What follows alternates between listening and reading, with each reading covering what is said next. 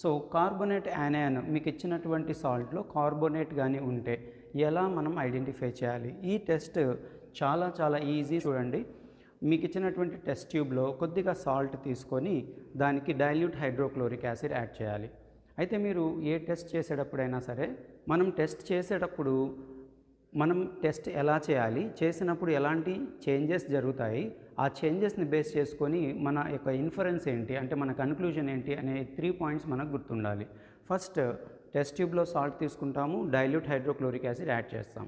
Add చేసినప్పుడు carbonate కానీ ఉంటే సాల్ట్లో ఇక్కడ క్విక్ ఎఫర్వెన్సెస్ రియాక్షన్ చాలా క్విక్గా ఫాస్ట్గా జరుగుతుంది. దాని నుంచి కార్బన్ డైఆక్సైడ్ గ్యాస్ రిలీజ్ అవుతుంది. కార్బన్ డైఆక్సైడ్ గ్యాస్కి ఉండేటువంటి ఒక లక్షణం ఏంటి అంటే అది మండుతున్నటువంటి అగ్గిపులను ఆర్పుతుంది, లేదా సింపుల్గా మంటలను ఆర్పుతుంది.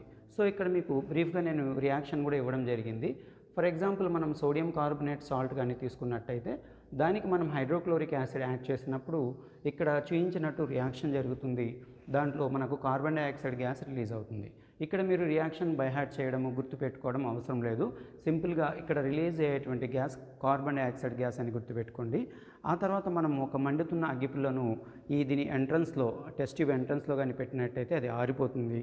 అలానే ఆ కార్బన్ డైఆక్సైడ్ను మనం లైమ్ వాటర్లోకి పాస్ చేస్తే లైమ్ వాటర్ వైట్గా మిల్కీలాగా మారుతుంది. అయితే ఇప్పుడు లైమ్ వాటర్ని మిల్కీగా మార్చడం అనేది నా దగ్గర ప్రజెంట్ డెలివరీ ట్యూబ్ కనపడట్లేదు. సో మీరు ప్రాక్టికల్గా మీ ల్యాబ్లో చేయొచ్చు, ఈజీగా మీరు ఐడెంటిఫై చేయొచ్చు. సో మనము అగ్గిపుల్లతో ఎక్స్పెరిమెంట్ చేద్దాము. ఇప్పుడు నేను టెస్ట్ ట్యూబ్ తీసుకున్నాను, ఆల్రెడీ దీంట్లో కొద్దిగా సాల్ట్ తీసుకున్నాను, కార్బోనేట్ సాల్ట్. దీనికి డైల్యూట్ హైడ్రోక్లోరిక్ యాసిడ్ యాడ్ చేయబోతున్నాను. హైడ్రోక్లోరిక్ యాసిడ్ యాడ్ చేసిన తర్వాత దీంట్లో రియాక్షన్ జరుగుతుంది.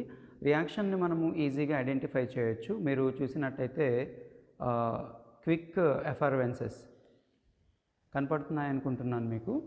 సో రియాక్షన్ అయితే జరుగుతుంది ఇక్కడ. సో చూడండి.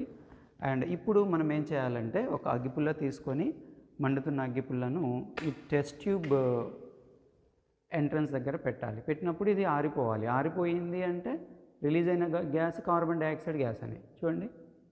ఎస్. సో ఇలా కానీ జరిగితే అక్కడ కార్బన్ డైఆక్సైడ్ గ్యాస్ రిలీజ్ అయిందని అర్థం. ఇలా సింపుల్ టెస్ట్తో మీరు కార్బోనేట్ యానయాన్ను ఐడెంటిఫై చేయొచ్చు.